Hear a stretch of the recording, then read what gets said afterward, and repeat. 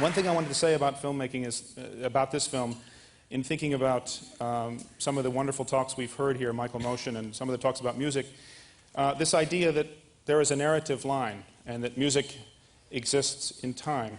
A film also exists in time. It's an experience that you should go through emotionally.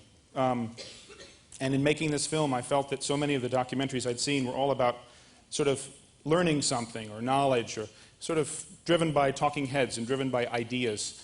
And I wanted this film to be driven by emotions and really to follow my journey. So instead of doing the talking head thing, instead it's composed of scenes. And we meet people along the way. We only meet them once. They don't come back several times. So it really chronicles a journey. It's something like life that once you get in it, you can't get out. There are two clips I want to show you. The first one is a kind of hodgepodge. It's just four little moments with three of the people who are here tonight. It's not the way they occur in the film because they're part of much larger scenes, but they play off each other in a wonderful way. And that ends with a little clip of my father, of Lou, talking about something that was very dear to him, which is the accidents of life. And I think he felt that the greatest things in life were accidental and perhaps not planned at all. And those three clips will be followed by a scene of perhaps what to me is really his greatest building, which is a building in Dhaka, Bangladesh. He built the Capitol over there. And I think you'll enjoy this building. It's never been seen. We were the first. It's been photographed, still photographed, but never been photographed by a film crew. We were the first film crew in there. So you'll see images of this remarkable building. A couple things to keep in mind when you see it. It was built entirely by hand. I think they got a crane the last year. And it was built entirely by hand off bamboo scaffolding, people carrying these baskets of concrete on their heads, dumping them in the forms. It is the capital of the country, and it took 23 years to build, which is something they seem to be very proud of over there. It took as long as the Taj Mahal. Unfortunately, it took so long that Lou never saw it finished.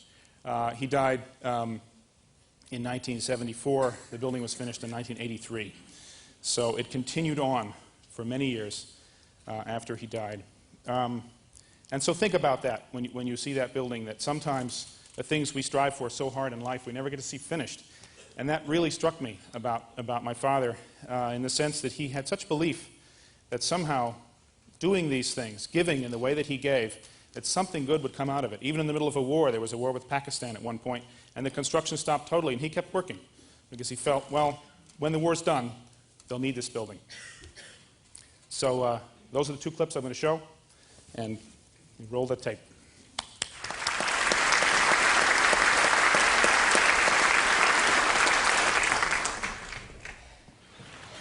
I remember hearing him talk at Penn, and I came home and I said to my father and mother, I just met this man, doesn't have much work, and he's sort of ugly, funny voice, and he's a teacher at school.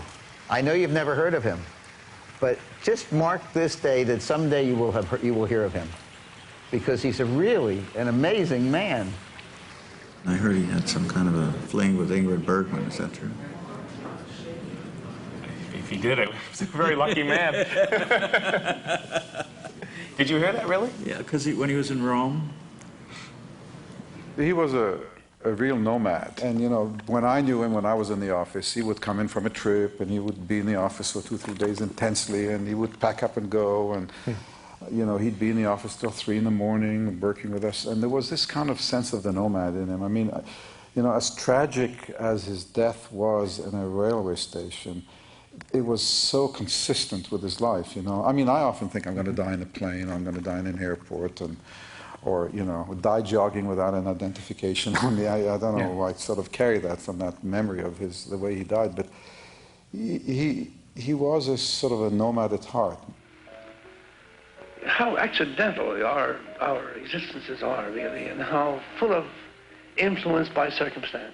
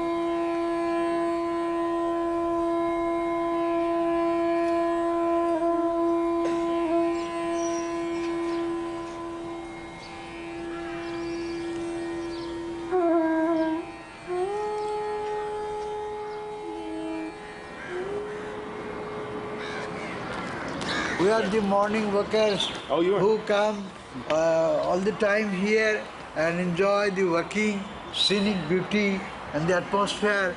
And this is the nicest place of Bangladesh. We are proud of it.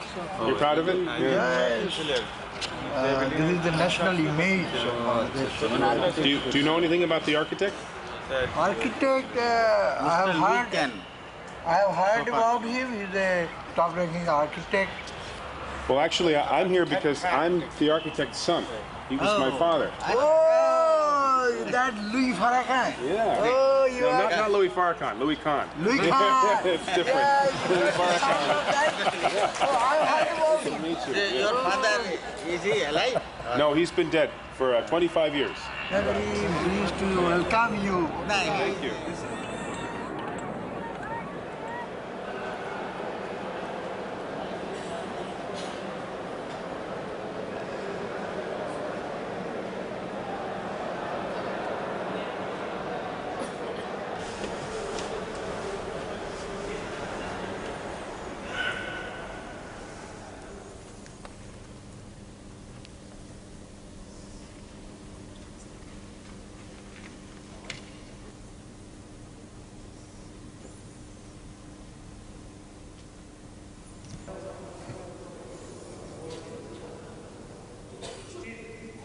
You never saw it finished, Bob. He didn't. No, you never saw this.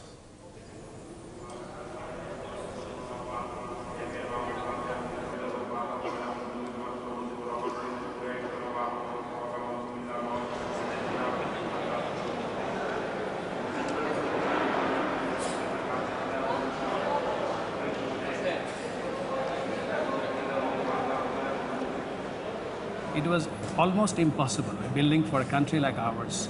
In 30, 50 years back, it was nothing, only paddy fields.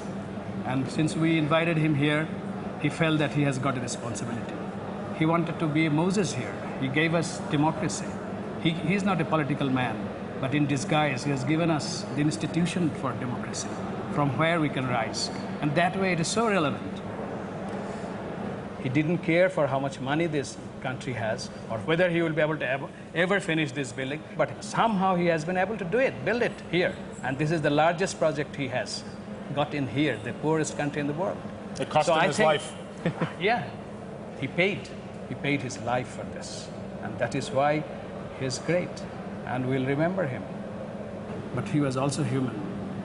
Now his failure to satisfy the family life is an inevitable association of great people. But I think his son will understand this and will have no sense of grudge or sense of being neglected, I think. He cared in a very different manner, but it takes a lot of time to understand that. In social aspect of his life, he was just like a child. He was not at all matured. He could not say no to anything. And that is why that he cannot say no to things. We got this building today. You see, only that way you can be able to understand him. There is no other shortcut, no other way to really understand him. But I think he has given us this building, and we feel all the time for him. That's why he has given love for us. He could not probably give the right kind of love for you, but for us, he has given the people the right kind of love. That is important. And you have to understand that. He had an enormous amount of love. He loved everybody. To love everybody, he sometimes do not see the very closest ones. And that is inevitable for men of his stature.